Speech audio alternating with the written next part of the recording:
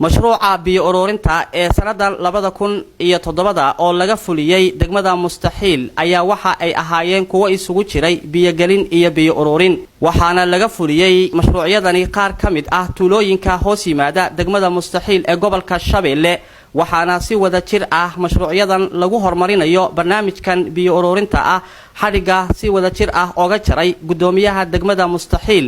mudane Cabdiraxmaan Maxamed Daahir oo uu ku wehliyay kusiisimaha gudoomiyaha gobolka Shabeelle mudane Farxaan Maxamed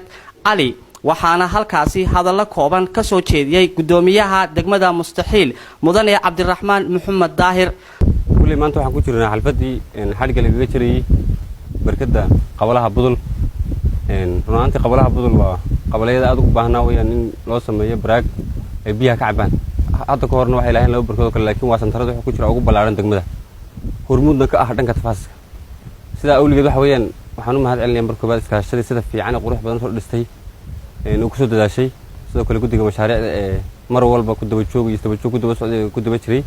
tawartaad baan ugu mahad celinayaa sidoo kale waxa isaguna halkaasi hadallo kooban ka soo jeediyay kusiisimaha gudoomiyaha gobolka Shabeelle mudane Farxaan Maxamed Ali isaga oo ku baraarujiyay shacabka ku dhaqan degmada mustaxiil ee gobolka Shabeelle siday u ilaashan lahaayeen hantidan oogana faa'iideysan lahaayeen maadaama ay maskax iyo maalba ay ku baxday inaad la wareegtaan ilaashataan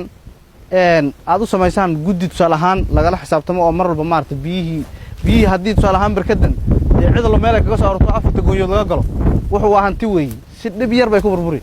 laakiin haddii la ilaashado lahaansho macnaheedu la muujiyo oo biyihii tusaalahaan barkadan iyo barkadii sanadkii hore hadda barkado badan baan meesha ku arkay oo la qoday saddex barkadood weey sanadii hadda la soo dhaafay guud ahaan marka inaad ilaashataan oo aad sida ula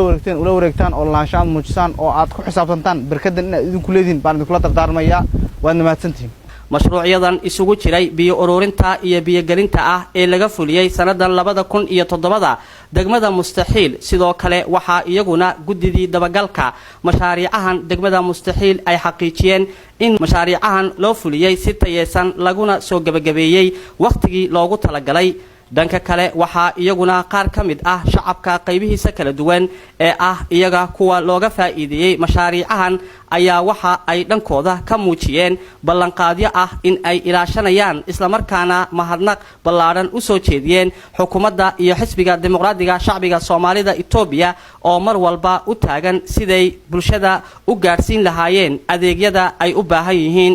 xiriga laaga jar baraagtaas noogu qiimo badan baraagaha oo maanta naloo qabtay oo iskaashiga as noo qabtay alxamdu shukri dawladda ilaahay madaxeeda anaaga kaco dhammaan xisbiga oo dhan ilaahay kor ka dhigo mashruucyadan oo isugu jiray biyo ururin iyo biyo gelin ee la fuliyay sanadan 2007 degmada mustaxiil ee gobolka Shabeelle ayaa waxa ku baxday in ka badan 3 milyan oo bir